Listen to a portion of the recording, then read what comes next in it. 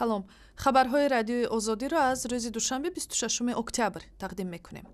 рӯзи душанбе баъди нисфи рӯзӣ зилзилае бо шиддати 5-6 дараҷаи рихтер тоҷикистонро такон дод. ҳанӯз маълумоти комил дар бораи эҳтимоли хисорот ва ё талафоти ҷонӣ дар даст нест.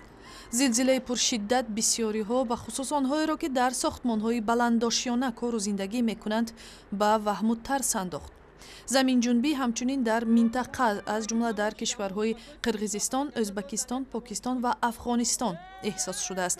бар пояи иттилои маркази зилзилашиносии амрико, маркази ин заминҷунбӣ дар шимолу шарқи афғонистон буда 7.6 дараҷа аз рӯи ҷадвали рихтерро ташкил додааст. дар афғонистон ва покистон хабари ҳалокати даҳҳо нафар тасдиқ мешавад. дар толуқони афғонистон 12 шогирди як мактаби духтарона бар асари фурӯризии деворубоми мактаб кушта шуданд.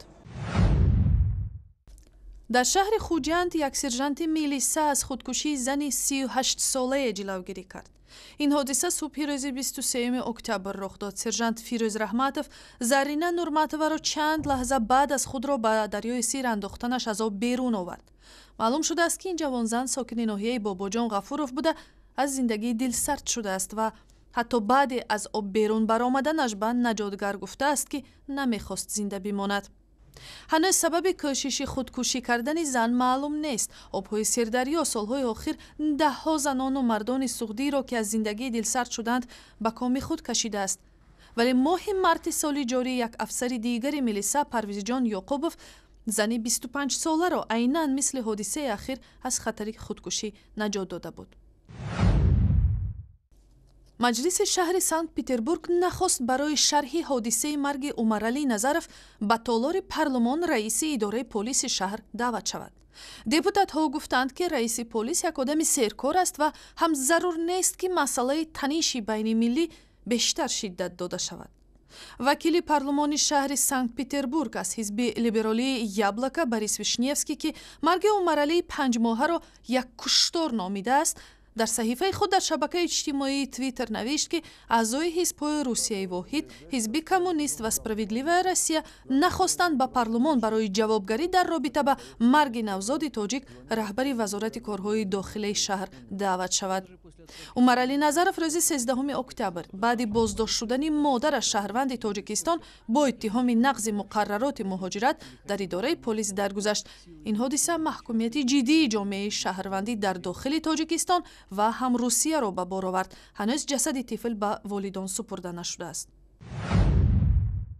вазорати молияи Тоҷикистон мегӯяд ки тасмими боло бурдани маошу нафақаи кормандони сохторҳои буҷавӣ ба вақти номуайян ба таъхир андохта шуд. Абдусалом Қурбониён вазири молияи Тоҷикистон рӯзи 26 октябр дар парлумон гуфт ки бинобар вазъи ногувори буҷа ва буҳрони молӣ дар кишварҳои шарики Тоҷикистон боло бурдани маоши кормандони ниҳодҳои давлатӣ барои муддати номаълум ба таъхир гузошта мешавад.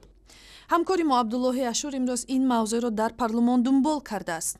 дар нахустин суханронии хеш дар назди вакилон вазири молияи Тоҷикистон Абдусалом Қурбониён афзуд, буҷаи Тоҷикистон дар 9 моҳи соли ҷорӣ беш аз 96% иҷро шудааст, яъне ба буҷа ба таъкиди ӯ 10 миллиарду 800 миллион сомонӣ ворид шудааст ки аз нақшаи қаблан пешбинӣ шуда 392 миллион сомон камтар аст. ба таъкиди вазир нияти давлати Тоҷикистон ҷиҳати боло бурдани маоши кормандони буҷавӣ аз моҳи ноябр боз ҳам ба муддати номуайян ба таъхир уфтод.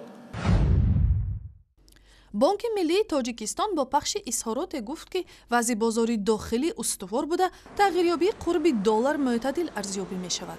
бонки миллӣ гуфт дар қаламрави ҷумҳурӣ нуқтаҳои мубодилаи асъори хусусӣ аз фаъолият боз монда, чунин хизматрасониро акнун муассисаҳо ё ташкилоти қарзӣ бароҳ мемонанд.